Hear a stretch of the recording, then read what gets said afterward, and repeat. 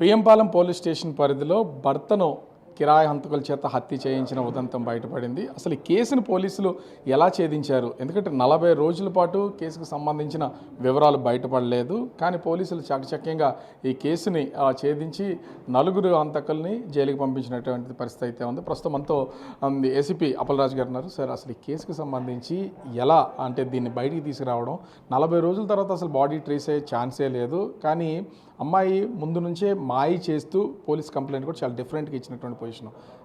నా భర్త పారిపోయాడు, డబ్బులు తీసుకుని ఆ డబ్బులు నాకు తిరిగి ఇప్పించమని ఒక వెరైటీగా ఒక కంప్లైంట్ ఇచ్చింది. అసలు దీన్ని ఎలా ఛేదించారు? ఈ కేసు యాక్చువల్గా ఏంటంటే ఫస్ట్ ఆ భార్య ఇచ్చిన కంప్లైంట్ ప్రకారంగా మా పిఎంపాలెం పోలీస్ స్టేషన్లో మిస్సింగ్ కేసుగా నమోదు చేశారండి. మిస్సింగ్ కేసుగా నమోదు చేసిన తర్వాత మాకు ప్రజెంట్ ఇప్పుడున్న ఇన్స్ట్రక్షన్స్ ఏంటంటే ఏ మిస్సింగ్ కేసు వచ్చినా చాలా సీరియస్గా మాకు రివ్యూలు సీనియర్ ఆఫీసర్స్ నుంచి కానీ మేము కూడా చాలా సీరియస్గా తీసుకుంటున్నాం ఈ కేసుల్ని. మిస్సింగ్ కేసులు ఏ వచ్చినా అందువలన అందులో భాగంగానే మా పిఎంపాలెం సిఐ బాలకృష్ణ గారు ఈ మిస్సింగ్ కేసుని కొన్ని బృందాలుగా ఏర్పాటు చేసి అసలు ఏం జరిగింది, మిస్సింగ్లో ఏమైందని చెప్పి ఆ టీంలు పంపించడం జరిగింది. మా వాళ్ళ ఎంక్వైరీలో తేలింది ఏంటంటే ఆ మిస్సింగ్ అయిపోయినప్పుడు అమ్మాయి K2 కాలనీలో ఉండేది, తర్వాత మన బక్కనపాలెంకి వచ్చిందని చెప్పి తెలిసింది. ఏటి మిస్సింగ్ సమయంలో ఇల్లు ఎందుకు మారిందని ఒకటి, తర్వాత ఇక్కడ ఎవరితో ఉంటుంది అమ్మాయి ఏటని ఎవరెవరు ఉన్నారు ఇంట్లో చూస్తే అమ్మాయికి ఆవిడకి 2 పిల్లలు ఉన్నారు. పిల్లలతో పాటు ఇంకొక అక్కడ వసంతరావు అని చెప్పేసి ఒక అతను ఆమెతో పాటు ఆ ఇంట్లో ఉంటున్నాడు. అరే భర్త వెళ్ళిపోయాడు అంటుంది, ఎవరో వసంతరావుతో ఉంటుందండి, ఎవరు ఈ వసంతరావు అని చెప్పి మా టీమ్స్ ఆ యాంగిల్లో కూడా ఎంక్వైరీ చేశారు. ఆయన్ని ఎంక్వైరీ చేస్తే ఈ భర్త నాగరాజ్ ఎక్కడైతే సెక్యూరిటీ గార్డ్ పనోరా మిల్స్లో పనిచేస్తాడో అదే పనోరా మిల్స్ దగ్గర వాటర్ ప్యూరిఫికేషన్ సెంటర్లో ఇతను వసంతరావు అని పనిచేస్తున్నాడు. అక్కడ ఎంక్వైరీ చేస్తే వీళ్ళిద్దరికి ఫ్రెండ్షిప్ ఉన్నదండి, ఆయన కూడా మందు తాగుతాడు, ఈయన తాగుతుంటారు అప్పుడప్పుడు అని చెప్పి మా పోలీసు వారికి తెలిసింది. తెలిసిన తర్వాత ఈ ఫ్రెండ్తో ఉంటుందేంటి ఏం వెళ్ళిపోతుందంటే అందులో ఆమె తాలూకా మూమెంట్స్ అన్ని కొన్ని రోజులు అబ్జర్వ్ చేశారు. చేసేటప్పటికి ఆమె భర్త కనిపించలేదు, వెళ్ళిపోయాడనే బాధ ఏమీ లేదు, చాలా హ్యాపీగా ఉంటుంది. డీప్గా డీటెయిల్గా ఎంక్వైరీ చేస్తూ ఆ వసంతరావు అన్న అతనితో ఆసామితో అక్రమ సంబంధం ఉన్నట్లు కూడా మాకు తెలిసింది. ఓన్లీ అక్రమ సంబంధమేనా, డబ్బులు లావాదేవీలు కూడా ఏమైనా ఉన్నాయి? అక్రమ సంబంధం ఉన్నట్టు వరకు మా వారికి దర్యాప్తులు తెలిసిందండి. తెలిసిన తర్వాత అసలు ఈ వసంతరావు ఎవడు, ఈ ఎక్కడుంటాడు, ఏ ఏరియా, ఈయన బ్యాక్గ్రౌండ్, అసలు కాల్ ట్రాకింగ్స్ అవి మా బాణీలో మొత్తం అన్నీ కూడా అన్నీ ట్రాక్ చేయడం జరిగింది. అసలు హత్య ఎలా చేశారు? దీనికి ఏమైనా ముందు నుంచి ప్లానింగ్ ఏమైనా ఉందా? అదే ట్రాక్ చేశారు. ట్రాక్ చేస్తే మాకు తెలియవచ్చింది ఏంటంటే వీళ్ళు తీసుకొచ్చేటప్పటికి ఇల్లు మారింది, ఈయనతో ఉంటుంది, భర్త లేడు. అసలు డీటెయిల్గా ఎంక్వైరీ చేస్తే యాక్చువల్గా ఈవిడ కంప్లైంట్ 17వ తారీఖున ఇచ్చింది, కేసు నమోదు చేయించింది, 9వ తారీఖున మిస్ అయిపోయాడని చెప్పింది. కానీ మనం ఎంక్వైరీ చేసేటప్పటికి 29వ తారీఖు నుంచి ఆయన కనిపించట్లేదని తెలిసింది. అంటే నవంబర్ 29 అండి. ఈవిడ కంప్లైంట్ డిసెంబర్ 15 ఇచ్చింది. అంటే ఇన్ని రోజుల గ్యాప్లో కంప్లైంట్ ఇచ్చింది, డబ్బులు అంటుంది, బంగారం అంటుంది, అసలు ఈయనతోటి ఇంట్లో ఉంటుంది అని చెప్తే ఈడు గురించి ఆడితే ఈడు కూడా భార్యను పంపించి ఈమెతో ఉంటున్నాడు. తర్వాత మా పద్ధతిలో ఈ దర్యాప్తు చాలా స్పీడ్, ఏదో సస్పీషియస్ ఇందులో ఉందని చెప్పి మా టీమ్స్ అన్నీ కూడా సిఐ గారి ఆధ్వర్యంలో వాళ్ళందరికీ బ్రీఫ్ చేయడం జరిగింది.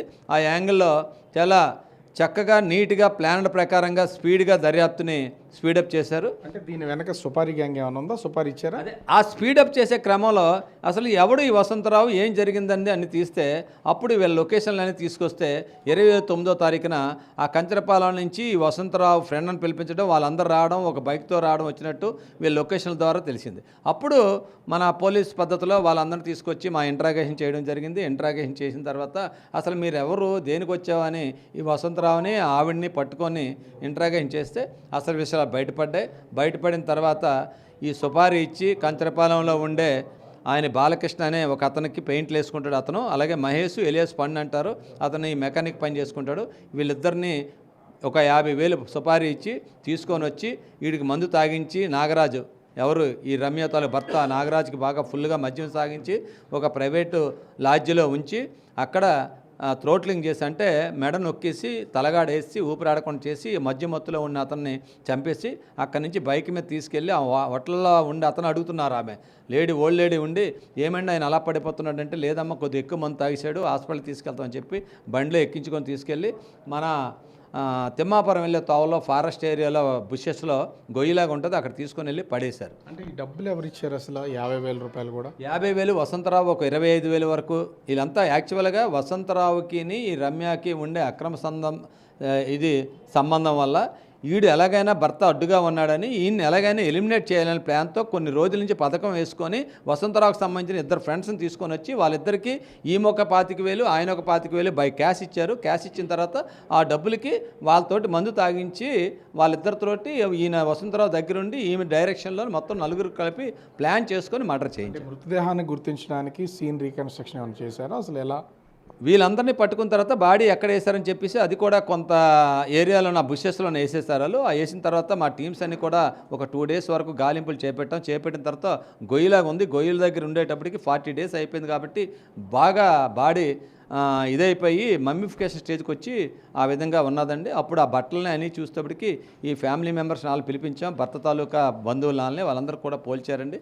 పోల్చిన ప్రకారంగా వీళ్ళు కూడా అదే చూపించారు. దాని ప్రకారంగా వీళ్ళ నలుగురిని మిస్సింగ్ కేసుని హత్యా కేసు కింద మార్చి వీళ్ళ నలుగురిని అదుపులో తీసుకొని అరెస్ట్ చేయడం జరిగింది. అంటే భార్య రమ్యని మీరు ఇన్వెస్టిగేషన్ చేస్తున్న టైంలో ఆమె మెంటాలిటీ ఎట్లా ఉంది అసలు? అంటే ముందు నుంచే ఒక ప్లాన్ అనేది స్కెచ్ రెడీ చేసి పెట్టుకున్నారా అసలు ఏదో హత్య చేయడానికి?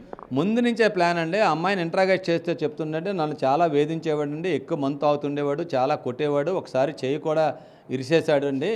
ఆ బాధలని తట్టుకోలేక మరి నేను ఎన్నిసార్లు చెప్పినా మరి నాకు 2 పిల్లలు ఉన్నారు, ఏం చేయాలని చెప్పాడు. ఈలోగా ఈ వసంతరావు తోటి ఈమెకి పరిచయం ఉన్నది. ఆ పరిచయం మీద వసంతరావు ఈమె వసంతరావు కూడా భార్యతో కొన్ని ప్రాబ్లం ఉంది, భార్యను కూడా వదిలేశాడు. ఈమెతో ఉండాలని వీళ్ళిద్దరూ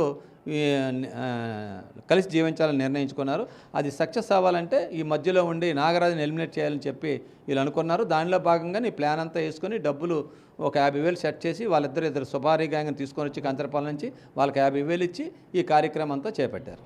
అంటే అక్రమ సంబంధం ఎంత దూరమైనా తీసుకెళ్తా అనే దానికి ప్రత్యక్ష ఉదాహరణ మరొకసారి విశాఖ పిఎంపాలెం పోలీస్ స్టేషన్ పరిధిలో వెలుగు చూసినటువంటి పరిస్థితి అయితే ఉంది. భర్తను హత్య చేయడానికి అటు అంటే అక్రమ సంబంధం పెట్టుకున్నటువంటి వ్యక్తిని ముందుగానే ఒక ప్లాన్ చేసుకుని డబ్బులు సెట్ చేసుకుని మరీ సుపారీ ఇచ్చి హత్య చేసినటువంటి పరిస్థితి అయితే ఉంది. ప్రస్తుతం ఆ నలుగురు కూడా జైలుకి పంపినటువంటి పరిస్థితి అయితే కనిపిస్తోంది. కెమెరామెన్ రాముతో రాజు బిట్టి, పిఎంపాలెం, విశాఖ జిల్లా.